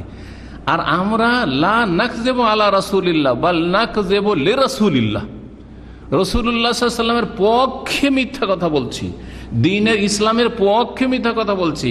ইসলামের দিকে মানুষকে আকৃষ্ট করার জন্য কোরআনের তেলাওয়াত মানুষ ছেড়ে দিয়েছে, কোরআনের বেশি বেশি তেলাওয়াত করুক, জিকির আজকার ছেড়ে দিয়েছে, মানুষ বেশি বেশি জিকির আজকার করুক, সেই জন্য আমরা ইসলামের পক্ষে মিথ্যা বলছি। সুতরাং আমরা জান্নাতে যাব, জাহান্নামে নয়। বুঝতে পেরেছেন কিভাবে? জাহেল অদ্দাইন, এক শ্রেণী অদ্দাইন ছিল, হাদিস যারা গড়তো তারা কিন্তু ধার্মিক ছিল, কিন্তু আবেদন জাহেলুন, মূর্খ আবেদ, মূর্খ আবেদ। হে মূর্খ আবেদ, নিজেকে ধ্বংস করে, জাতিকে ধ্বংস করে। এই জন্য মূর্খ থাকবেন না। এলেম শিখে আমল করার চেষ্টা করুন, এলেম শিখে আমল করার চেষ্টা করুন, সহি জয়ীফের যাচাই বাছাই করে আমল করুন। আল্লাহ রাব্বুল যেন তৌফিক দান করেন। এই মর্মে রয়েছে প্রত্যেকে সূরার ফজিলত, বড় বড় অঙ্কের ফজিলত, সবগুলি জাল জয়ীফ। এই শ্রেণীর যে মৌজু হাদিস যারা গড়তো, জাল হাদিস গড়তো, তারা গড়েছে। কিন্তু লোকজন কোরআন পড়ছে না, সুতরাং বড় বড় নেকির কথা যখন বলবো, মানুষ কোরআনের দিকে কোরআনমুখী হবে, কোরআন পড়ে বেশি বেশি। জিকির আজকার করছে না, জিকিরের ফজিলতে মেলা, জাল জয়ীফ হাদিসের ছড়াছড়ি দেখেছে। 107 নম্বর হাদিস, কয়েকটা হাদিস কাছাকাছি একই রকমের রয়েছে। এই হাদিস রয়েছে আমের বিন আবদুল্লাহ বিন জুবাইর। এই যে আবদুল্লাহ বিন জুবাইরের কথা বলছেন, খলিফা, যে মক্কার যিনি খলিফা ছিলেন। তো আবদুল্লাহ বিন জুবাইর রাদিয়াল্লাহু তাআলা ছেলে আমের ছিল। আমের আনা আবিয়া, তার পিতা আবদুল্লাহ বিন জুবাইর রাদিয়াল্লাহু তাআলা আনহু থেকে বর্ণনা করছেন। আর তিনি বলছেন, কুলতু লিজুবাইর, আমি আমার আব্বা জুবাইরকে বললাম, আমি আমার আব্বা জুবাইর আওয়াম রাদিয়াল্লাহু তাআলা বললাম, ইন্নী লা আসমাউকা তুহাদ্দিসু আন রাসূলিল্লাহ সাল্লাল্লাহু আলাইহি ওয়াসাল্লাম কামা ইউহাদ্দিসু ফুলান ওয়া ফুলানুন। আমি আপনাকে রাসূলুল্লাহ সাল্লাল্লাহু আলাইহি ওয়াসাল্লাম থেকে হাদিস বয়ান করতে দেখছি না, যেমন অমুক অমুক সাহাবীরা বেশি বেশি হাদিস বয়ান করছে, আপনি কেন বয়ান করেন না? আপনি তো রাসূলুল্লাহ সাল্লাল্লাহু আলাইহি ওয়াসাল্লামের কাছের। আচ্ছা, ওইটাও সম্পর্ক শুনেন। আবার রাসূলুল্লাহ সাল্লাল্লাহু আলাইহি ওয়াসাল্লামের ফুফু সাফিয়া ছিলেন রাদিয়াল্লাহু তাআলা, সাফিয়া, তার ছেলে হচ্ছেন এই জুবাইর। তাহলে রাসূলুল্লাহ সাল্লাল্লাহু আলাইহি ওয়াসাল্লামের কে তাহলে জুবাইর? ফুফাতো ভাই, ফুফাতো ভাই। তো আপনি কেন বয়ান করছেন না? আপনার এত রাসূলুল্লাহ সাল্লাল্লাহু আলাইহি ওয়াসাল্লামের সাথে ঘনিষ্ঠ আত্মীয়তার সম্পর্ক, আর এত দীর্ঘ সময় থেকেছেন আপনি রাসূলুল্লাহ সাল্লাল্লাহু আলাইহি ওয়াসাল্লামের সাথে, তো আপনি কেন হাদিস বয়ান করছেন না? অনেকে তো অনেক হাদিস বয়ান করছেন।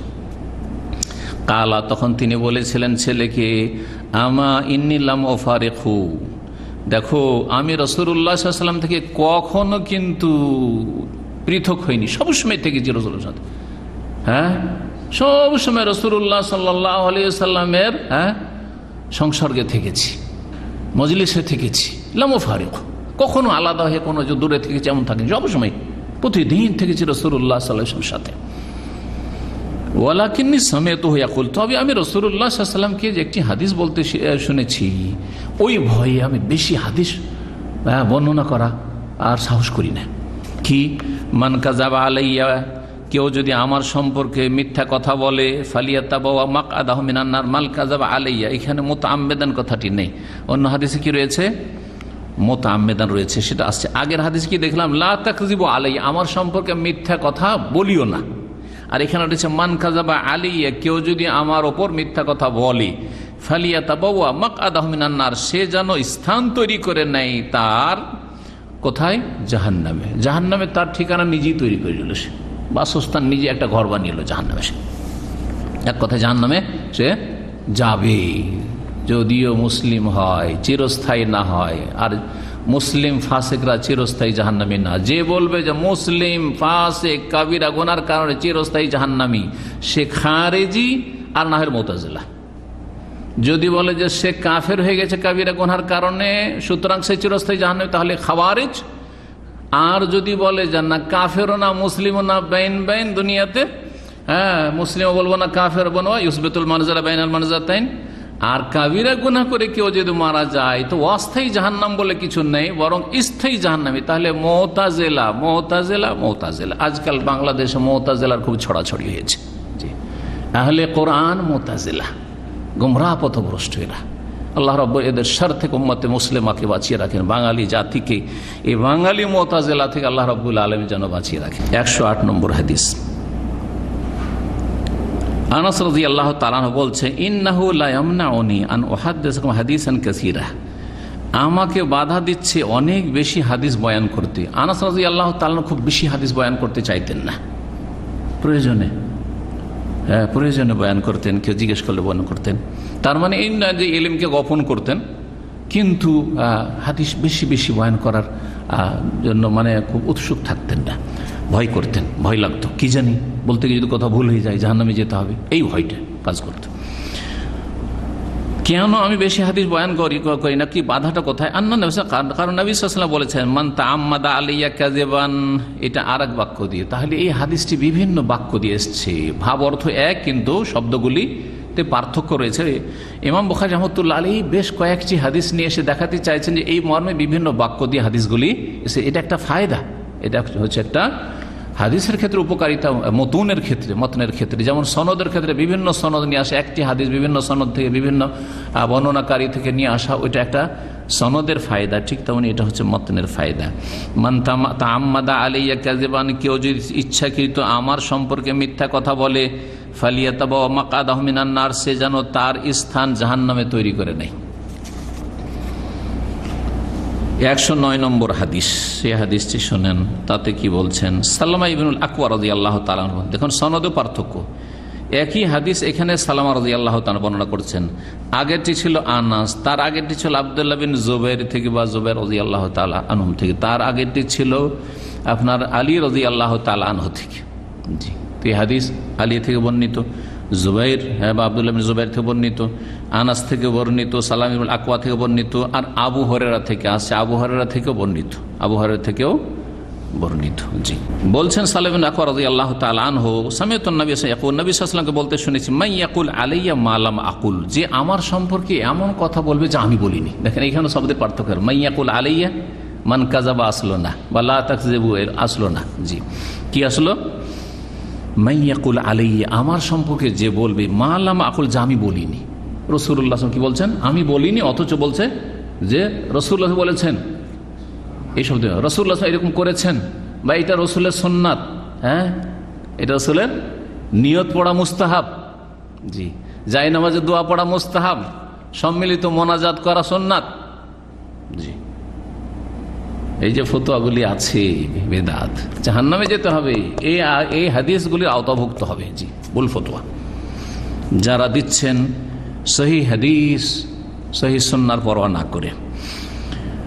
বলছেন আমার সম্পর্কে, মাইয়াকুল আলাইয়া মা লাম আকুল, যা আমি বলিনি তা যদি আমার সম্পর্কে কেউ বলে, ফালিয়াতাবাওয়া মাকআদাহু মিনান নার, সে যেন তার স্থান তৈরি করে নেয় জাহান্নামে। 110 নম্বর হাদিস, আবু হুরায়রা রাদিয়াল্লাহু তাআলা আনহু থেকে বর্ণিত, নবী করিম সাল্লাল্লাহু আলাইহি ওয়াসাল্লাম বলেন, তাসাম্মাউ বিসমি বা তাসাম্মাউ বিসমি, আমার নাম তোমরা রাখো, আমার নাম তোমরা রাখো। জি, মানে তোমরা তোমাদের ছেলেদের নাম মোহাম্মদ রাখতে পারো, সমস্যা নেই। যেমন আমি আমার ছেলের নাম কি রেখেছি? মোহাম্মদ রাখো। সাহাবায়ে কেরামদেরকে অনুমতি দেয় তোমরা নাম রাখতে পারো।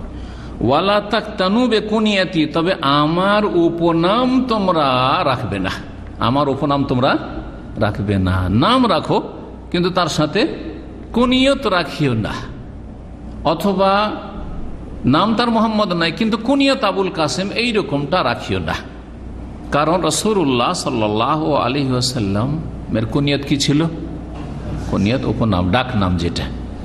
যেমন আমাদের দেশের মহিলারা স্বামীকে কিন্তু এইভাবে ডাকে, আহমদের বাপ বলে না, আহমদের আব্বু। আগের যুগ ছিল আহমদের বাপ, হ্যাঁ, বা আমাদের বাবা, যেখানে বাবা বলছে বাবা, আহমদের আব্বু। আজকাল আব্বা থেকে এখন আব্বু হয়েছে।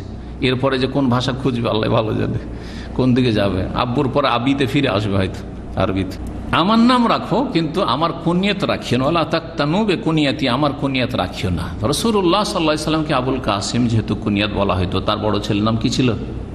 কাসেম ছিল, যে বাল্য জীবনে মারা গিয়েছিল রাদিয়াল্লাহু তাআলা আনহু।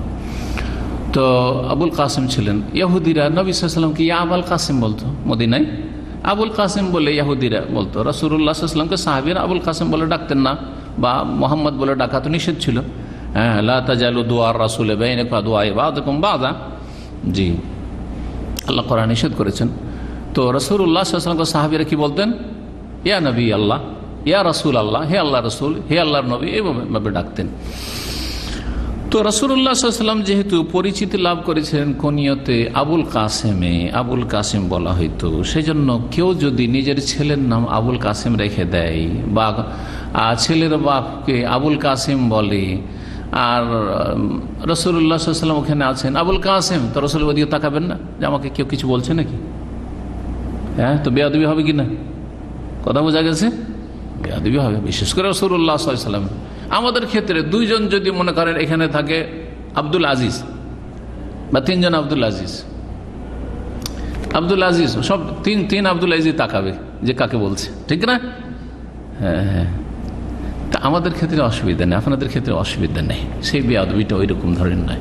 যদিও আপনাদের মধ্যে বড়রা যারা আছে তাদের ক্ষেত্রে একটু খেয়াল রাখা উচিত, কিন্তু রাসূলুল্লাহর কাছে ফরজ, তার আদব এহতেরাম হচ্ছে ফরজ। সুতরাং তোমরা ছেলেদের নাম মোহাম্মদ রাখতে পারো, কিন্তু কুনিয়ত রাখবে না, কারো কুনিয়ত আবুল কাসেম রাখবে না। জি, তাহলে এখন এই মশলাটা জেনেছি, বাকি অংশটুকু পরে পড়ছি। এই মশলাটা আমরা জানি এখন যে রাসূলুল্লাহ সাল্লাল্লাহু আলাইহি ওয়াসাল্লামের নামের নাম রাখা যাবে, মোহাম্মদ রাখা যাবে, বুঝতে পারলাম, কিন্তু আবুল কাসেম কারোর নাম রাখা যাবে না। আমাদের এখানে দিনী ভাই আবুল কাসেম আছে না নেই? বাংলাদেশে হাজার হাজার আবুল কাসেম আছে, হ্যাঁ আছে না? তো আবুল কাসেম রাখা জায়েজ কি না এখন? কারোর নাম বা কুনিয়াত, ছেলের নাম কাসেম রাখলো আর বাপকে বলা হচ্ছে আবুল কাসেম, অথবা আমাদের সে কুনিয়াত দিয়ে নাম রাখছে আবুল কাসেম, আবুল কালাম। জি, তো কি বলেন, জায়েজ কি না? জায়েজ আছে। তাহলে নবী সাল্লাল্লাহু আলাইহি ওয়াসাল্লাম নিষেধ করেছেন, ওয়ালা তাকতানু বিকুনিয়াতি, আমার কুনিয়াত রেখো না। হ্যাঁ, এই ক্ষেত্রে বেশ কিছু মত পোষণ করা হয়েছে, কিন্তু কথা হচ্ছে যে যেটা সবচেয়ে বেশি শক্তিশালী মত সেটা হচ্ছে এই হুকুমটি বা এই নিষেধাজ্ঞা রাসূলুল্লাহ সাল্লাল্লাহু আলাইহি ওয়াসাল্লামের জীবদ্দশা পর্যন্ত সীমিত। রাসূলুল্লাহ সাল্লাল্লাহু আলাইহি ওয়াসাল্লামের জীবদ্দশায় মোহাম্মদ একাধিক ব্যক্তির নাম রাখা হয়েছে। আবু বকরের ছেলে রাসূলুল্লাহ বেঁচে ছিলেন, হ্যাঁ, আপনার এর সময়, আপনার বিদায় হজের সময়কালে মোহাম্মদ বিন আবি বকর, আবু বকরের ছেলের নাম কি রেখেছেন? মোহাম্মদ বিন আবি বকর। এছাড়া আলী রাদিয়াল্লাহু তাআলা আনহু অনুমতি দিয়েছেন মোহাম্মদ নাম রাখতে। জি, তারপরে মোহাম্মদ নাম রাসূলুল্লাহ সাল্লাল্লাহু আলাইহি ওয়াসাল্লামের নাই, নাম রাখা ছিল, কিন্তু কুনিয়াত কারো ছিল না। রাসূলুল্লাহ সাল্লাল্লাহু আলাইহি ওয়াসাল্লামের পরে বেশ কিছু মুহাদ্দিসরা রয়েছেন ইসলামের ইতিহাসে যাদের কুনিয়াত আবুল কাসেম ছিল। দুজনের কথা বলি।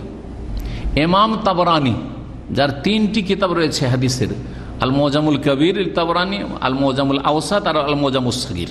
মুজাম কবির, আওসাত আর সাগীর 3টি মুজাম রয়েছে। মুজাম কবির অনেক বড় কিতাব। তো তাতে কি বর্ণনা বলা হয়েছে তার জীবনীতে, যে তার কুনিয়াত ছিল আবুল কাসেম আত-তাবরানি, আবুল কাসেম আত-তাবরানি। আচ্ছা, আর আপনার কি বলছে, ইবনে আসাকির একজন মুহাদ্দিস ছিলেন, মুআররিখ, ইতিহাসবিদ, ইসলামের ইতিহাসবিদ এবং বলা যেতে পারে মুহাদ্দিস ইবনে আসাকির। তো তারিখ ইবনে আসাকির খুব মশহুর কিতাব রয়েছে তার। ইবনে আসাকিরের কুনিয়াত ছিল আবুল কাসেম। তাহলে বোঝা গেল যে ওই যুগ থেকে চলে আসছে কুনিয়াত রাখা। তো এই সব দ্বারা বোঝা যায় যে কুনিয়াত যে নিষেধ ছিল সেটা শুধু রাসূলুল্লাহ সাল্লাল্লাহু আলাইহি ওয়াসাল্লামের জীবদ্দশা পর্যন্ত সীমিত। এটি হচ্ছে সবচাইতে সঠিক ব্যাখ্যা এই হাদিসের। কেউ কেউ বলেছেন যে একই ব্যক্তির, নবী সাল্লাল্লাহু আলাইহি ওয়াসাল্লাম ইন্তেকালের পরেও একই ব্যক্তির দুটো জিনিস একসাথে একত্রিত করবেন না, নাম মোহাম্মদ আর কুনিয়াত আবুল কাসেম, এরকমটা করবেন না, কেউ কেউ বলেছেন। কিন্তু এটা নাজায়েজ বলা যাবে না। খুব বেশি কেউ যদি বলে যে এটা মুস্তাহাব, যাতে করে নবী সাল্লাল্লাহু আলাইহি ওয়াসাল্লামের সেম একবারে মেলে না যায়। আবুল কাসেম কুনিয়াত আর নাম মোহাম্মদ, হ্যাঁ, যার নাম মোহাম্মদ সে নিজেকে আবুল কাসেম কুনিয়াত বা উপনাম গ্রহণ করবে না, আবুল কাসেম মোহাম্মদ এরকম করবে না। তো হাদিস তাহলে এই অংশটুকু হয়ে গেল। ওমান রাআনি ফিল মানামি ফাকাদ রাআনি, দ্বিতীয় অংশ। আর যে আমাকে স্বপ্নে দেখবে সে সত্যি সত্যি আমাকেই দেখলো। ফাইন্না শাইতান লা ইয়াতামাসসালু ফি সূরাতি, কারণ শয়তান আমার রূপ ধারণ করতে পারে না। শয়তান আমার রূপ ধারণ করতে পারে না। জি, শয়তান রূপ ধারণ করতে পারে না রাসূলুল্লাহ সাল্লাল্লাহু আলাইহি ওয়াসাল্লামের। তবে শয়তান এই কথা বলতে পারে কিনা, নবী সাল্লাল্লাহু আলাইহি ওয়াসাল্লাম রূপ ধারণ করলো না, হ্যাঁ, অন্য কারো রূপ ধারণ করলো, হ্যাঁ, অন্য কারো রূপ ধারণ করলো, এমনি কোনো সাধারণ লোকের রূপ ধারণ করলো, একেবারে দাড়ি জুব্বা টুপি সব কিছু আলখাল্লা আরবদের লেবাস পোশাক পরে আসলো। আসার পরে বলছে আমি মোহাম্মদ, এই কথা বলতে পারে না? আমি মোহাম্মদ বলা আলাদা, আমি তোমার রসুল, হ্যাঁ, কথা বলা আলাদা, আর রূপ ধারণ করা। রূপ ধারণ না করে তাহলে মিথ্যা বলতে পারে। কথা বুঝতে পেরেছেন? কারণ হাদিসে বলা হয়েছে আমার রূপ ধারণ করতে পারবে না, কিন্তু কেউ রসুল বলে দাবি করতে পারবেন, এই কথা আছে? আরে স্বপ্নে তো দূরের কথা, জাগ্রত অবস্থায় ইসলামের ইতিহাসে 30 জন দাজ্জাল সবাই নবী দাবি করবে, এই কথা রাসূলুল্লাহ সাল্লাল্লাহু আলাইহি ওয়াসাল্লাম বলেছেন। আর অনেক দাজ্জাল নবী চলে গেছে, মুসাইলামা কাযযাব চলে গেছে, আসওয়াদ আনাসি চলে গেছে, সাজাহ চলে গেছে, সাজা তওবা করেছে। আর তারপরে মির্জা গোলাম আহমদ কাদিয়ানি খবিস চলে গেছে, সব কত খোবাসা এরকম চলে গেছে। হ্যাঁ, নবী দাবি করেছে, মুতানব্বী নবুয়ত দাবি করেনেওয়ালা। জি, তাহলে নবুয়ত দাবিকারী যখন আমি নবী আমি রসুল বলে মিথ্যুক অনেক নবী নবুয়তের দাবিদার হয়েছে, রেসালাতের দাবিদার হয়েছে, তাহলে স্বপ্নে কেউ বলতে পারে না জিন শয়তানি শুধু বলতে পারে না যে আমি রাসূলুল্লাহ, বলতে পারে। আশা করি বুঝতে পেরেছেন। তাহলে এই যে বিদআতপন্থীদের মধ্যে কিন্তু নবীকে স্বপ্ন যোগে পেয়েছি, এই যে ছড়াছড়ি আছে। কেন ছড়াছড়ি জানেন? কারণ ওদের কাছে জাল ধর্ম আছে যে নবীকে স্বপ্ন দেখলে একবারে জাহান্নামের আগুন আমার উপর হারাম হয়ে যায়, বিশাল একটা কাজ করে ফেলেছি। আচ্ছা, নবীকে জীবিত অবস্থায় দেখলে জাহান্নাম হারাম হবে, এরকম কিছু আছে? হাজার হাজার কাফের রাসূলুল্লাহ সাল্লাল্লাহু আলাইহি ওয়াসাল্লামকে জীবদ্দশায় দেখেছে, তারা ঈমান নসিব হয়নি, তাদের ঈমান নিয়ে আসেনি। জান্নাতি আবু লাহাব দেখেনি, আরে চাচা আবু তালেব দেখেনি, হ্যাঁ, উতবা সাইবা রাবিয়া ওয়ালিদেরা দেখেনি, হাজার হাজার দেখেছে। কথা বুঝতে পারছেন না? তাহলে একেবারে জাগ্রত অবস্থায় রাত দিন 2 বেলা যখন তখন মোহাম্মদ রাসূলুল্লাহ সাল্লাল্লাহু আলাইহি ওয়াসাল্লামকে দেখেছে, তারপরে ঈমান ছিল না, আমল ছিল না, সুতরাং জাহান্নামের ইন্ধন তারা। তাহলে শুধু স্বপ্ন দেখবেন আর শিরকের ধর্ম পালন করবেন, বেদাতের ধর্ম পালন করবেন, স্বপ্ন যোগে ধর্ম নিবেন আর বলবেন হ্যাঁ যে বিশাল কাজ করে দিয়েছে, জাহান্নাম হারাম হয়ে গেছে। না, বেদাতীদের জন্য জাহান্নাম রয়েছে, যদিও অস্থায়ী, কিন্তু বেদাতীদের জন্য জাহান্নামের শাস্তির ওয়াইদ রয়েছে, হ্যাঁ, ধমক রয়েছে। জি, সাবধান। তাহলে এজন্য আমি অনেক আগে একটা বক্তব্য বলেছিলাম, কারণ এই হাদিসগুলো অনেকবারই আলহামদুলিল্লাহ আমার দাওয়াতি লাইফে আলোচনা এসেছে। এই কথাটি বলেছে, আবার আজকে বলছি। নিশ্চিতভাবে কে বলতে পারবে যে আমি আজকে স্বপ্নে রাসূলুল্লাহর সঙ্গে দেখেছি? এ কথা কে বলতে পারবে? সচক্ষে দেখেছে। তারা কে? সাহাবী। দিনে দেখছেন রাসূলুল্লাহ সাল্লাল্লাহু আলাইহি ওয়াসাল্লামকে মদিনায় অথবা মক্কায়, যিনি দেখেছেন ভালো করে জানেন যে রাসূলুল্লাহ সাল্লাল্লাহু আলাইহি ওয়াসাল্লামের চেহারা কেমন, রাসূলুল্লাহ সাল্লাল্লাহু আলাইহি ওয়াসাল্লামের হাত পা কেমন, রাসূলুল্লাহ সাল্লাল্লাহু আলাইহি ওয়াসাল্লামের দৈহিক অবয়ব কেমন, সব জানছেন। সুতরাং যদি রাতে দেখেন আরে রাসূলুল্লাহ সাল্লাল্লাহু আলাইহি ওয়াসাল্লাম এই কথাগুলি বলছেন বা এই করছেন বা বসে আছেন, তাহলে শয়তান রূপ ধারণ করতে পারেন, কারণ নিশ্চিত জানছে যিনি হচ্ছেন আমার রাসূল সাল্লাল্লাহু আলাইহি ওয়াসাল্লাম। পক্ষান্তরে আপনি আমি কি করে নিশ্চিত হতে পারবো 100%? কি করে নিশ্চিত হবেন? তবে যদি কেউ রাসূলুল্লাহ সাল্লাল্লাহু হুলিয়া মুবারক সম্পর্কে, হুলিয়া মুবারক মানে শারীরিক যে অবয়ব, দৈহিক যে গঠন ছিল, তার চেহারা কেমন ছিল, তার রং কেমন ছিল, তার হাত পা কেমন ছিল, তার বডি কেমন ছিল, তার দাড়ি চুল কেমন ছিল, হ্যাঁ, যদি বলে তার দাড়ি ইন্দোনেশিয়া আর ফিলিপিনি টাইপের ছিল, তো মিথ্যুক না? আমি নবীকে দেখেছি দাড়ি শুধু এখানে ছিল, তো মিথ্যুক না? হ্যাঁ, বা শয়তান তাকে নিয়ে খেলা করেনি? তার দাড়ি যদি আমি এইরকম বড় বড় দাড়ি দেখেছি, তাহলে মিথ্যুক না? নবী সাল্লাল্লাহু আলাইহি ওয়াসাল্লাম এত বড় বড় দাড়ি ছিল না। কথা বলছে কাসুল্লাহিয়া, ঘন দাড়ি ছিল, পাতলা দাড়ি দেখেছে, দাড়ি গোটা মুখে আছে কিন্তু পাতলা পাতলা দাড়ি। না, নবী সাল্লাল্লাহু আলাইহি ওয়াসাল্লামকে দেখেনি সে। তাহলে নবী সাল্লাল্লাহু আলাইহি ওয়াসাল্লামকে অনেক লম্বা দেখেছি, ইউরোপিয়ানদের মতো দেখেছি, শ্বেতাঙ্গ দেখেছি, চলবে? নবী সাল্লাল্লাহু আলাইহি ওয়াসাল্লামকে একবারে সুডানিদের মতো কালো দেখেছি, চলবে? নবী সাল্লাল্লাহু আলাইহি ওয়াসাল্লামকে দেখেছি মনে হচ্ছে যে একবারে বিশাল উঁচা, 5,000 উঁচা, এই সুডানিদের মতো বা মাসরিদের মতো, মিথ্যুক না? তাহলে বোঝা শয়তান খেলা করছে আপনাদেরকে নিয়ে। এইরকম বেদাতেরকে নিয়ে যে শয়তান কত খেলা করে। এক বেদাতি তবলিগে মৌলবী আমাদের কলকাতার, সে সারা দুনিয়াতে তবলিগ করে বেড়ায়।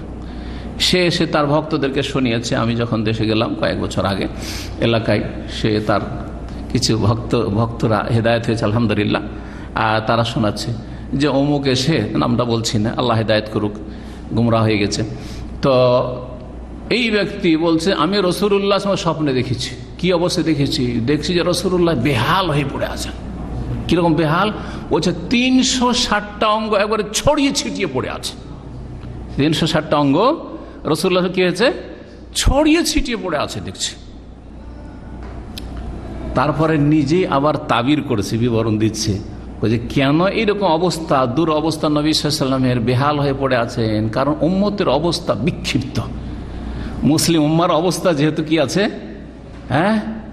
মতবিরোধ আর কলহ, বিবাদ, মারামারি, কাটাকাটি, আর আকীদার ইখতিলাফ, আর মযহাবী গোঁড়ামি, আর কত রকম। মযহাবী গোঁড়ামি তো বলবেন না, কারণ ওরই তো তারা ওই সব দলের।